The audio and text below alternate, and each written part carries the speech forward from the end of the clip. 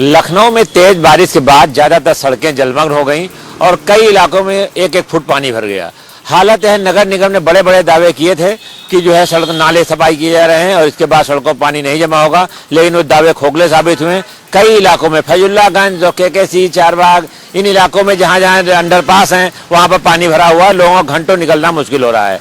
अब देखना यह है कि बड़े बड़े सभासदों ने वादे किए थे कि लखनऊ की कायाकल्प करेंगे, ट्रिपल इंजन सरकार हो जाएगी, ये करेंगे वो करेंगे, लेकिन अब जब जलभराव हो रहा है तो सभासद गायब हैं। 80% 90% सभासद फील्ड में नहीं है, न कहीं किसी की सुन रहे हैं और कोई सुनवाई नहीं रहे। खुद नगर आयुक्त जो है आज जो है मेयर के साथ निकले और सुषमा खरकवाल जो मेयर हैं उन्होंने खुद जो है कई इलाकों में जलभराव की समस्या देखी और अधिकारियों को फटकार भी लगाई है। अब देखना यह है कि इस समस्या से कैसे नगर निगम निपट जाता है, लोगों को कैसे जो है बारिश से और जलभराव से निजात मिलती है और सड़कों पर जो घंटों पानी भरा रहता है, इस समस्या से नगर निगम कैसे निपट पाता है। कैमरामैन रियाज के साथ TN मिश्रा, जनता TV, लखनऊ। आगरा में हुई मनी एक्सचेंजर से लूट का मामले का आगरा पुलिस ने खुलासा कर दिया है। दरअसल आगरा में 13 जून को थाना ताजगंज क्षेत्र में विदेशी एक्सचेंजर से गोली मारकर लूट कर ली थी, जिसके बाद बदमाश फरार हो गए थे। पकड़े गए बदमाशों से पूछताछ में पता चला है कि जो 3 बदमाश पकड़े गए हैं उसमें से 2 बदमाश कृष्णा यादव और वंश ने लूट की साजिश को रचा था। जो वो जुए में करीब 12 लाख रुपए हार गए थे, उसके बाद उन्होंने स्नैपचैट के जरिए दिल्ली के बदमाशों से बात की। उसके बाद उन बदमाशों को बुलाकर लूट का अंजाम दिया था। लूट करने के बाद बदमाश इनगर रोड पे जो हाईवे पे गाड़ी को छोड़ गए थे, वह गाड़ी दिल्ली से लूटी गई थी। लूटी गई गाड़ी भी पुलिस ने बरामद कर ली थी। उसके बाद लगातार आगरा पुलिस बदमाशों के पीछे थी। जिन बदमाशों को पुलिस ने 3 को पकड़ा है उसमें एक मास्टरमाइंड है। मास्टरमाइंड के साथ 2 बदमाशों को पकड़ा गया। पुलिस पूछताछ में बदमाशों ने बताया है कि बैग लेने के दौरान जो मनी एक्सचेंजर था उसने बैग देने से मना किया था। उसके बाद उसे गोली मार दी, जिसके बाद वो लूट करके भाग गए थे। पकड़े गए बदमाशों के पास से 5 लाख की विदेशी करेंसी, एक तमंचा और 2 कारें बरामद की हैं, जिससे बदमाशों से पुलिस आगे की पूछताछ कर रही है। पूछताछ के बाद जो आरोपी 3 जो आरोपी और फरार हैं उन्हें पुलिस लगातार दबिश देकर पकड़ने की प्रयास कर रही है। ब्रज किशोर शर्मा, जनता TV, आगरा। भदोही जनपद में इस समय वन माफियाओं के धड़ल्ले से पेड़ों की कटाई की जा रही है। उसी के मद्देनजर आज भदोही जनपद के ज्ञानपुर वन रेंजर को सूचना मिली कि हरदेवपुर नहर पुड़िया के पास ट्रैक्टर लदे आम के पेड़ों की कटाई कर जा रही है।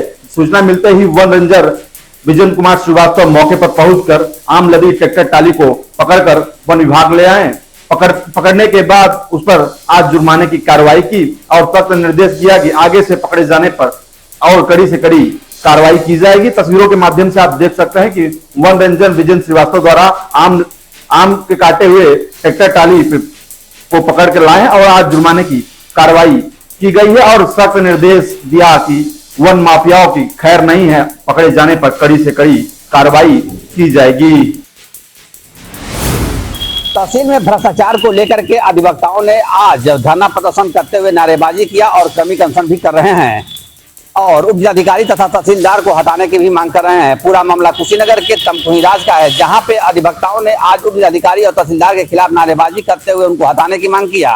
वही अधिवक्ताओं ने कहा कि लगातार भ्रष्टाचार यहां हो रहा है, जिसकी वजह से आम जन परेशान है।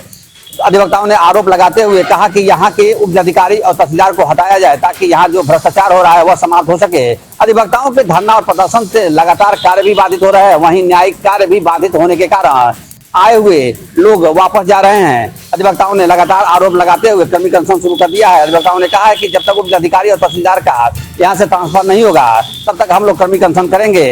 अब देखना ये होगा कि इन पर कार्रवाई कब होती है। आदित्य पांडे, जनता TV, कुशीनगर। जनपद में हो रही ताबड़तोड़ चोरियों को देखते हुए जहां जनता दहशत में, तो वहीं पुलिस की भी नींद उड़ी हुई है। बीती रात्रि फिर एक बार CO सिटी कार्यालय के चंद कदमों की दूरी से अज्ञात चोर एक पत्रकार की मोटरसाइकिल ले उड़े। यह पूरी घटना CCTV कैमरे में कैद हुई, लेकिन घटना के 24 घंटे बीत जाने के बाद भी पुलिस के हाथ खाली नजर आ रहे हैं। बताते चले, इसके पहले भी शहर में 2 ऐसी चोरी हुई थी जहाँ लाखों रुपए का सामान चोरी गया था। जनपद में तैनात SOG अभी तक हाथ मलती ही नजर आ रही है। अब देखना है पुलिस अधीक्षक का आदेश अपने अधीनस्थों पर कहां तक लागू होता है।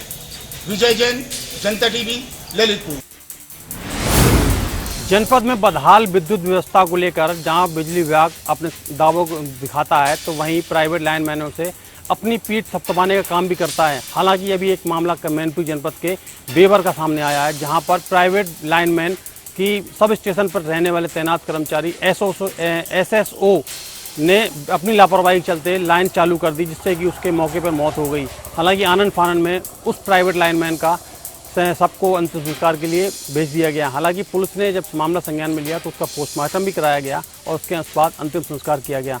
हालांकि अभी बिजली विभाग के आला अधिकारी अगर बात करें तो कोई भी कुछ खुलकर बोलने को तैयार नहीं है। अब देखने की बात होगी कि जो पीड़ित परिवार जो अपने उम्मीदों के लिए न्याय की गुहार लगा रहा है, उसको कब तक न्याय मिल पाएगा, ये देखने की बात होगी। हालांकि प्राइवेट लाइनमैनों से ही बिजली विभाग की एक बड़ी सफलता को ये लोग नज़ीर बनाते हैं, उसी के चलते एक ये प्राइवेट लाइनमैन की मौत भी हुई है। अब देखने की बात सामने आई है कि ये बिजली विभाग कब इस चीज़ को सुधार ला पाएगा या वो कब उस मृतक परिवार को कुछ लाभ मिल पाएगा क्या नहीं।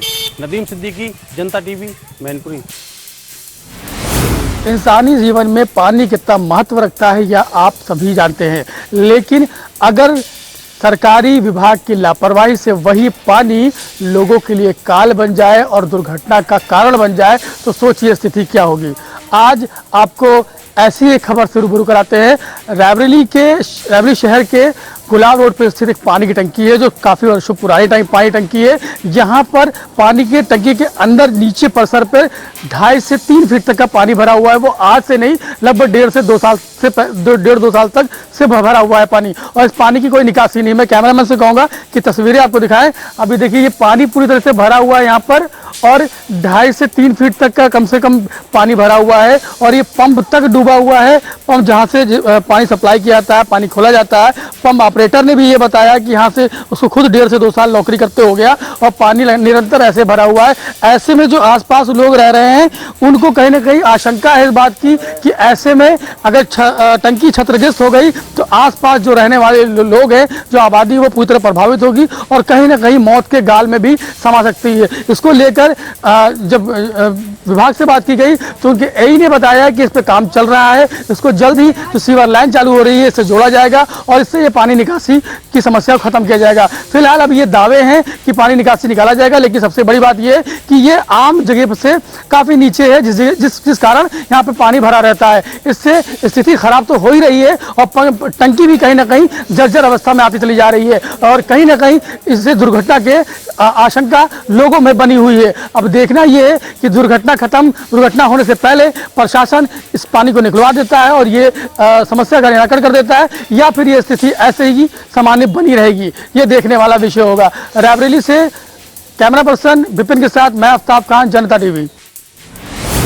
शाहजहांपुर में मूसलाधार बारिश के चलते एक कॉलोनी की बाउंड्री वॉल गिर गई। बाउंड्री वॉल गिरने से कई मकान क्षतिग्रस्त हुए हैं। हालांकि कोई जान हानि नहीं हुई, लेकिन मकानों का नुकसान ज्यादा हुआ है। जब हमने बात की मोहल्ले वासियों से तो उन्होंने कहा कि हमारे बिजली के तार टूट गए हैं और हमारी दीवार और मोटरसाइकिल क्षतिग्रस्त हुई है और साथ में जानवर भी क्षतिग्रस्त हुए हैं।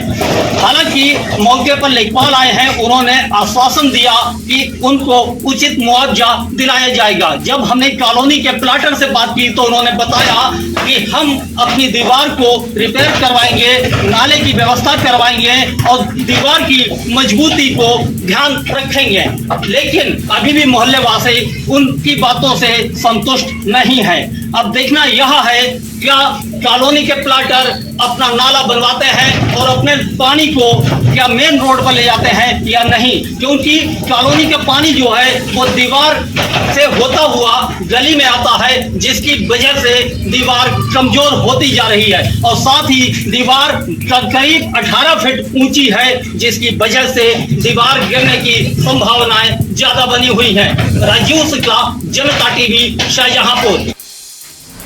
ग्राम पंचायत बिरारी में स्वच्छता मिशन के दावे की पोल खुलती हुई नजर आ रही है, क्योंकि ग्राम प्रधान द्वारा लगातार ग्रामीणों में स्वच्छता मिशन के जो लगातार दावे किए जा रहे हैं, पूरी तरीके से जगह जगह कीचड़ एवं गंदगी फैली हुई है। क्योंकि लगातार ग्रामीणों का कहना है कि जिस तरीके से जो भीषण गंदगी फैली है तो लगातार लोग बीमार होते हुए नजर आ रहे हैं। वहीं भीषण कीचड़ के बीच लगा हैंडपंप एक बार फिर ये स्वच्छता मिशन की पोल खोल रहा है, क्योंकि जिस तरीके से देखा जाए तो दूषित पानी पीने को आज भी ग्रामीण मजबूर होते हुए दिखाई दे रहे हैं। क्योंकि जो लगातार ग्रामीण क्षेत्र में साफ सफाई के लिए लगातार सफाई कर्मी को जो रखे गए हैं, लेकिन एक बार फिर कई महीनों से सफाई कर्मी न आने के कारण एक बार फिर लोग अपनी कीचड़ एवं गंदगी से बीमारियों से जूझते हुए नजर आ रहे हैं। वहीं ग्रामीणों ने बताया कि जिस तरीके से यहाँ स्वच्छता मिशन के कहीं न कहीं ग्राम प्रधान परिता लगाते हुए नजर आ रहे हैं। अब देखना होगा कि आखिर जिस तरीके से सरकार की जो योजनाओं पर लगातार प्रधान परिता हुए लगाते नजर आ रहे हैं, क्योंकि देखना होगा कि जिस तरीके से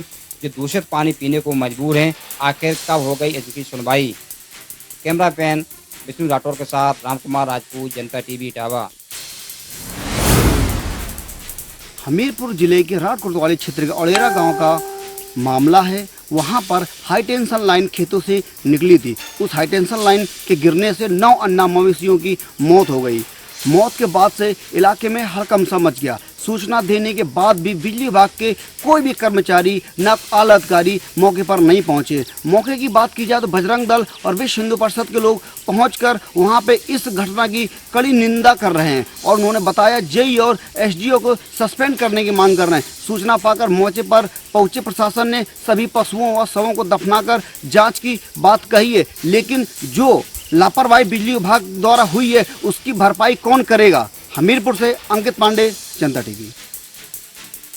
आज जिस तरह देखा गया है कि झांसी जिले में जल शक्ति मंत्री स्वतंत्र देव सिंह का आगमन हुआ है, इसमें देखा गया है कि मोदी सरकार की जो 9 साल पूरी हुई हैं उसी को लेकर के सरकार की उपलब्धियां और जो सरकार की योजनाएं हैं उनको जन जन तक पहुंचाने के लिए एक कार्यक्रम किया गया। इसमें स्वतंत्र देव सिंह के जो जल शक्ति मंत्री हैं उनके द्वारा बताया गया है कि जो केंद्र सरकार की तरफ से, जो मोदी जी की तरफ से जो घर घर जल योजना और विभिन्न जो योजनाएं चलाई जा रही हैं, इस योजनाओं को लेकर के जो गाँव तक मोदी सरकार ने जो गरीबों को योजनाएं दी हैं, इससे गरीब लोगों को काफी लाभ हुए हैं। इसी को लेकर एक कार्यक्रम रखा गया है जिसमें पार्टी के सभी नेता व उसमें कार्यकर्ता उपस्थित रहे, जिसको देखा गया है कि अगर इस तरह की कानून व्यवस्थाओं को लेकर के झांसी जिले में जिस तरह व्यवस्थाएं की जा रही हैं, जिस तरह गरीबों को न्याय दिया जा रहा है, इसी को लेकर के विभिन्न कार्यक्रम करते भी रहेंगे। झांसी से जनता टीवी, धर्मेंद्र सिंह प्रयास। कानपुर देहात पुलिस को मिली बड़ी सफलता। आपको बता दें कि कानपुर देहात एसओजी टीम मूसानगर थाना पुलिस ने गुजरात की पुलिस के साथ मिलकर अंतर्राज्यीय गिरोह के 4 शातिर अपराधियों को गिरफ्तार किया है।